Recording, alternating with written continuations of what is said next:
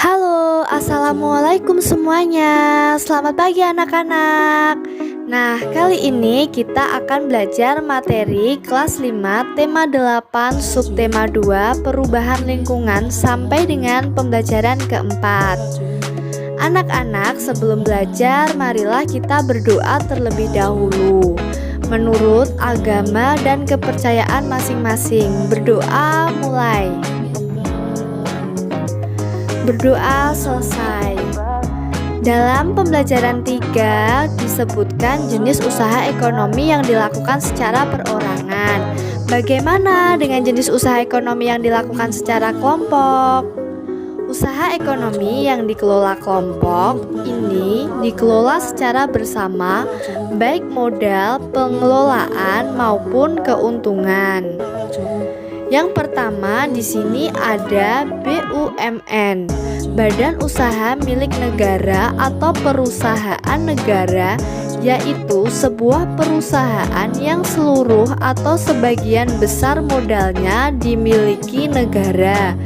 BUMN dapat berbentuk perusahaan umum Perum dan perusahaan terbatas Persero.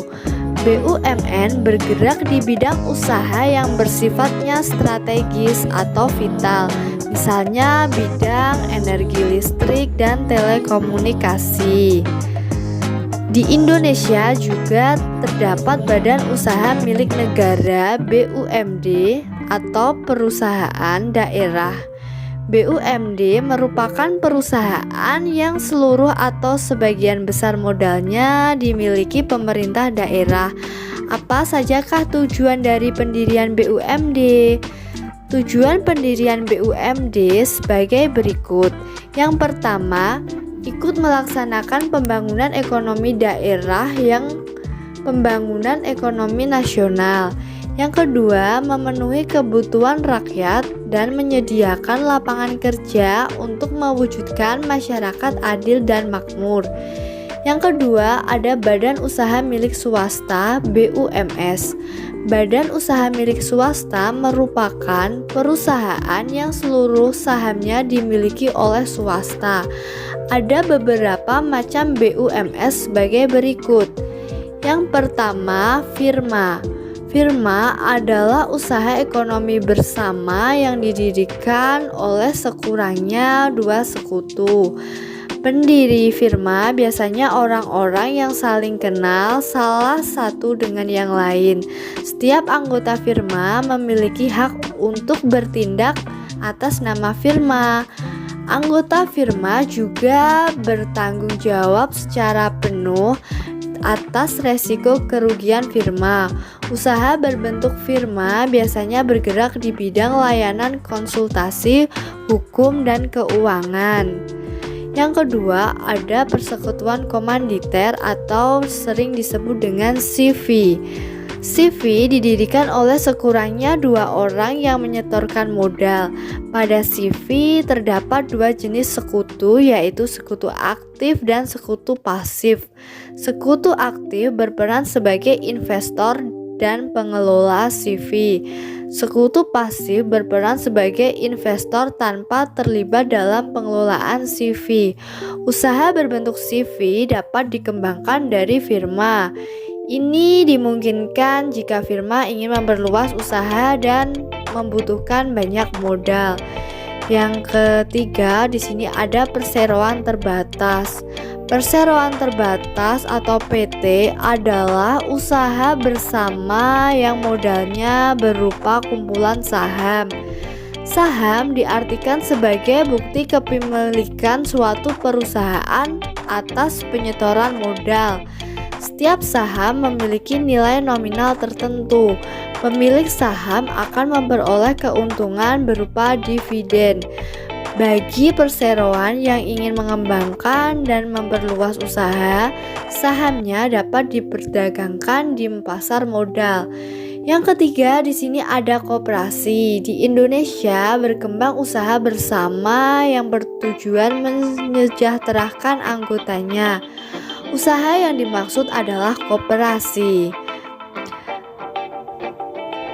Koperasi adalah Badan usaha yang beranggotakan orang-orang atau badan hukum koperasi dengan melandaskan kegiatannya berdasarkan prinsip koperasi sekaligus gerakan ekonomi rakyat yang berdasarkan asas kekeluargaan.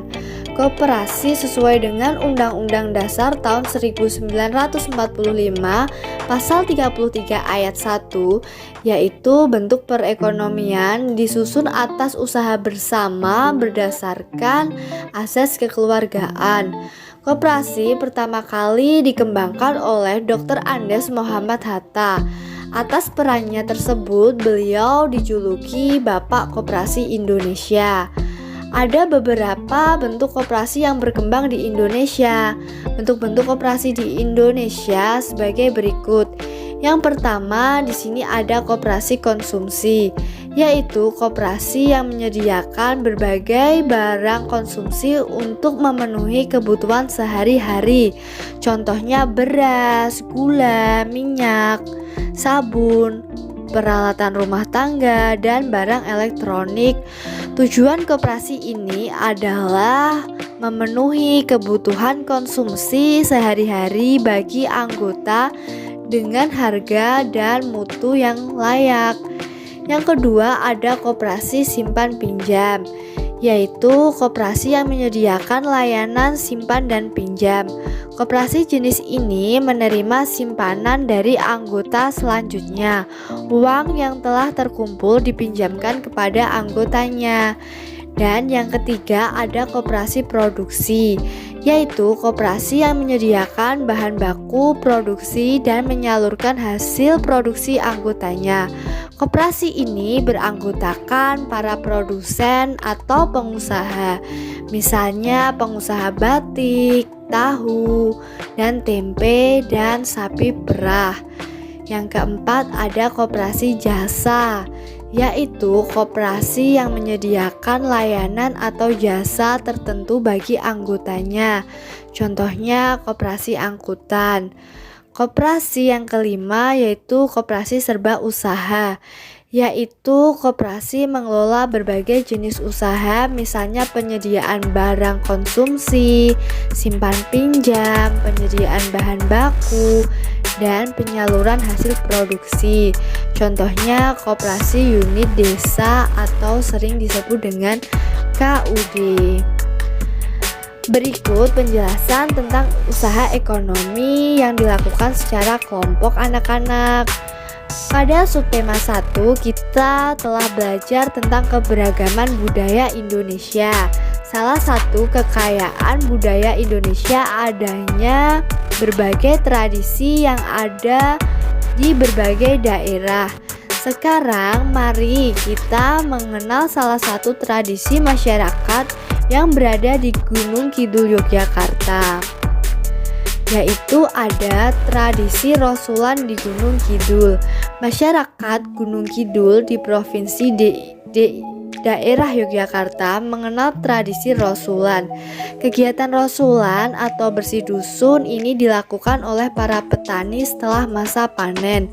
Waktu pelaksanaan tergantung kesepakatan warga setiap dusun, tetapi biasanya sekitar bulan Juli atau Juli. Rosulan biasanya berlangsung selama beberapa hari. Rangkaian kegiatan diawali dengan kerja bakti atau membersihkan lingkungan sekitar dusun.